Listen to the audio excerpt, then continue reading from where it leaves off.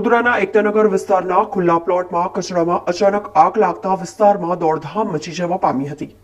વડોદરા શહેરના એકતાનગર વિસ્તારમાં આવેલ ખુલ્લા પ્લોટના કચરાના ઢગલામાં અચાનક આગ લાગતાની સાથે જ વિસ્તારમાં દોડધામ મચી જવા પામી હતી।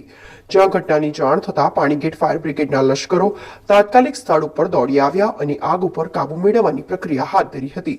જેમાં પાણીનો મારો ચલાવી આગ ઉપર કાબુ મેળવવાનો પ્રયત્ન શરૂ કરતા જ ગણતરીના મિનિટોમાં જ આગ ઉપર કાબુ મેળવવામાં તેઓને સફળતા મેળવી હતી।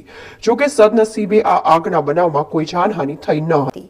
ये गोडाउन मेरा हैगा, मेरे को नहीं पता। मैं 10 मिनट के लिए घर गई, मेरे लड़के का फोन आया, बोले यहाँ आग लग गई है। सुबह से मैं रोज काम करती हूँ, रोज लाके रोज मेरा गुजारा यहाँ का मैं चलाती हूँ। ये जो गोडाउन था काय का गोडाउन था? ये स्क्रैप का कागज पुट्ठा प्लास्टिक सब कचरा में उठा के लाती हूँ, कोई भी कम।